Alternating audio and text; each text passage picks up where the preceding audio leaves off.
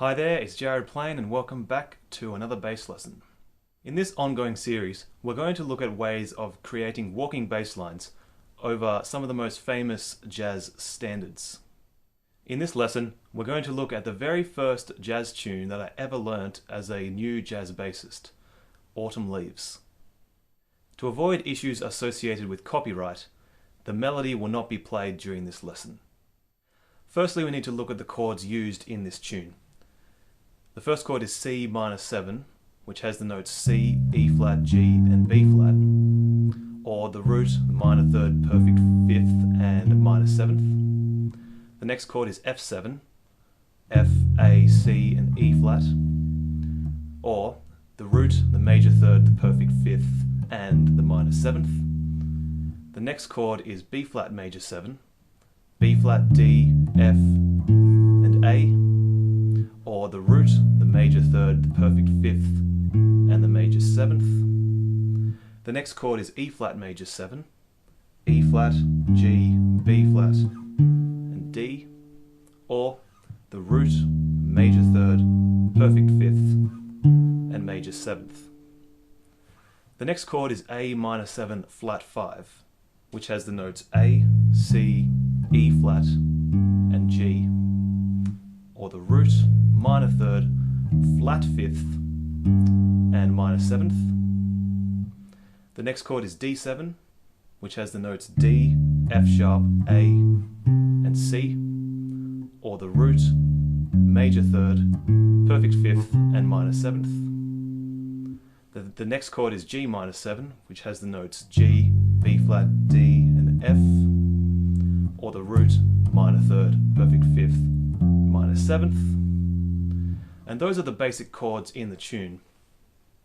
There are some more chords at the end of the tune, which are C7, C, E, G, B flat, or the root, major third, perfect fifth, minor 7th. And there's F minor 7, F, A flat, C, E flat, or the root, minor third, perfect fifth, minor 7th. And the final chord in the tune is B flat 7, B flat, D, F, A flat, or the root, major third, perfect fifth, and minor 7th. If I went over these chords too fast, just go back and take a look at them again, because they will be used during this lesson. So let's take a look at the first 4 bars of Autumn Leaves. The first chord is C minor 7, the second chord is F7, the third B flat major 7, and the fourth E flat major 7. The first 3 chords in the tune form what we call a 2-5-1 chord progression in B flat major. The E flat major 7 chord is the 4 chord in the key of B flat. We'll begin by playing a walking bass line over the first 4 chords in Autumn Leaves. If you're not sure how to play walking bass lines, please feel free to take a look at the first 4 lessons in my series on how to play walking bass lines. For these first 4 bars, we'll just play the chord tones to each chord. Here is an example.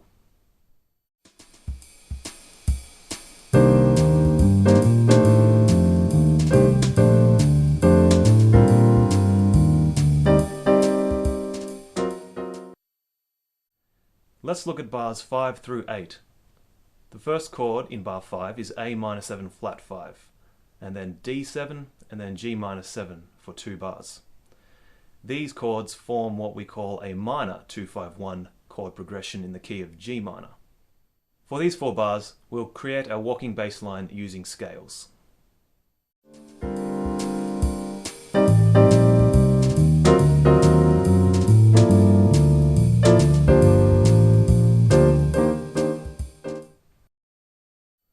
The second A section is exactly the same as the first.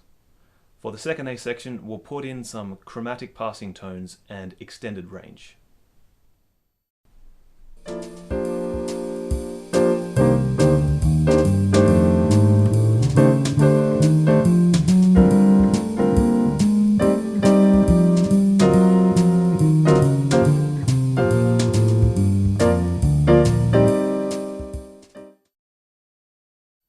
The B section has all the same chords as the A section, just played in a different order. It's important to mention at this point that the best way to get better at playing walking bass lines is to write out your own lines and learn them. You'll only learn so much through spoon feeding. If you really want to get good at playing walking bass lines, you must write out your own lines. I'm now going to play through the rest of the chord changes in the form of autumn leaves using the techniques discussed in this lesson.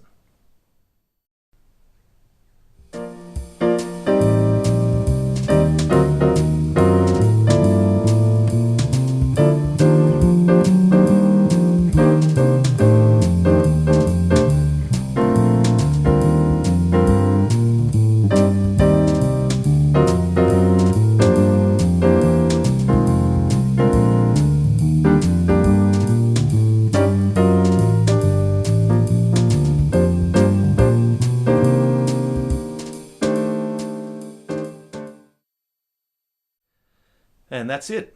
We just played through a full chorus of Autumn Leaves. Continue on with this ritual. Write out a second chorus of bass lines. Walking bass lines aren't easy, so give yourself a chance. If you play a line that you really like, there's no shame in writing that line out and learning it. It's all about developing a vocabulary. There's nothing wrong with playing predetermined lines. That's what a vocabulary is. That's all we have time for in this lesson. I hope you found it useful. If you have any comments, questions or suggestions, please feel free to leave me a comment. Thanks very much and take care.